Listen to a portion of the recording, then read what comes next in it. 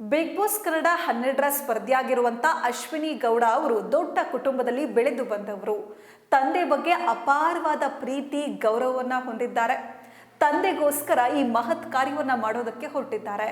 ಈ ಬಗ್ಗೆ ಕಂಪ್ಲೀಟ್ ಮಾಹಿತಿ ಈ ಸ್ಟೋರಿಯಲ್ಲಿದೆ ನೋಡಿ.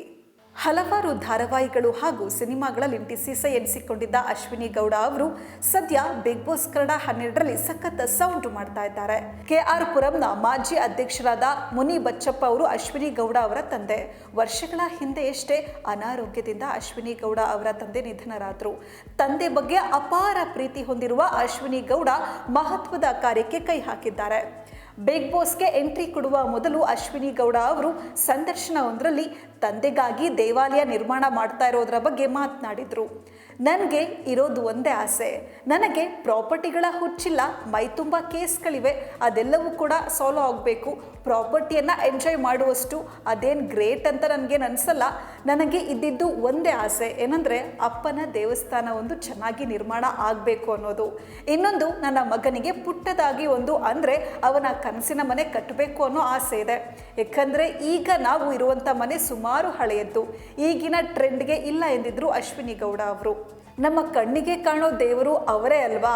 ಇವತ್ತು ನಾವೆಲ್ಲರೂ ಇಷ್ಟು ನೆಮ್ಮದಿಯಾಗಿದ್ದೇವೆ, ಒಳ್ಳೆ ಲೈಫ್ ಸಿಕ್ಕಿದೆ ಅಂತಂದರೆ ಅದರ ಹಿಂದೆ ನಮ್ಮ ತಂದೆಯ ಶ್ರಮ ತುಂಬ ಇದೆ. ಅಷ್ಟೊಂದು ಸಿಂಪಲ್ ಆಗಿರಲಿಲ್ಲ.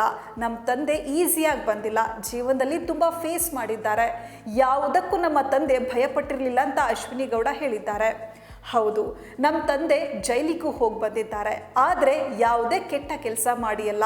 ಕೆಲ ಪರಿಸ್ಥಿತಿಗಳಿಂದಷ್ಟೇ, ಕೆಲ ವೈಯಕ್ತಿಕ ಕಾರಣಗಳಿಂದ ಅವರು ಜೈಲಿಗೆ ಹೋಗಬೇಕಾದ ಪರಿಸ್ಥಿತಿ ಎದುರಾಗತ್ತೆ. ನಮ್ಮ ತಂದೆಯನ್ನು ಕಳೆದುಕೊಂಡ್ರೂ ಕೂಡ ನಾವು ಎಲ್ಲವನ್ನ ಫೇಸ್ ಮಾಡ್ತಾ ಇದ್ದೀವಿ, ಆದರೆ ಯಾವುದಕ್ಕೂ ನಾವು ಭಯ ಪಡಲ್ಲ. ನಮಗೆ ನಮ್ಮ ತಂದೆ ಹಾಕಿಕೊಟ್ಟಿರುವ ಅಡಿಪಾಯ ಏನು ಅಂತಂದರೆ ಮೋಸ ಮಾಡಬಾರ್ದು, ಸುಳ್ಳು ಹೇಳಬಾರ್ದು. ನಮಗೆ ನಮ್ಮ ತಂದೆ ಹಾಕಿಕೊಟ್ಟಿರುವ ಅಡಿಪಾಯ ಅದು ಏನು ಅಂತಂದರೆ ಮೋಸ ಮಾಡಬಾರ್ದು, ಸುಳ್ಳು ಹೇಳಬಾರ್ದು ಅಂತ ನಮ್ಮ ತಂದೆ ನಮಗೆ ಪ್ರತಿದಿನ ಹೇಳ್ತಾ ಇದ್ದಿದ್ದು ಅದು ಒಂದೇ. ದುಡ್ಡು ಇತ್ತು ಅನ್ನೋ ಅಹಂ ಅವರ ತಲೆಗೆ ಹೋಗಿದ್ರೆ, ಐಷಾರಾಮಿ ಜೀವನ ಮಾಡಿ ಕಳೆದುಕೊಂಡಿದ್ರೆ ನಮಗೆಲ್ಲ ಏನು ಉಳಿತಾ ಇರಲಿಲ್ಲ ಅಂತ ಅಶ್ವಿನಿ ಗೌಡ ಹೇಳಿದ್ದಾರೆ. ಅಶ್ವಿನಿ ಗೌಡ ಅವರು ಬಿಗ್ ಬಾಸ್ಗೆ ಹೋಗೋದಕ್ಕೂ ಮೊದಲೇ ಈ ಮಹತ್ವದ ಕಾರ್ಯಕ್ಕೆ ಕೈ ಹಾಕಿದ್ರು. ಆಗಲೇ ಇನ್ನೊಂದು 2-3 ತಿಂಗಳಲ್ಲಿ ಕೆಲಸ ಕಂಪ್ಲೀಟ್ ಆಗುತ್ತೆ ಅಂತಲೂ ಹೇಳ್ಕೊಂಡಿದ್ರು.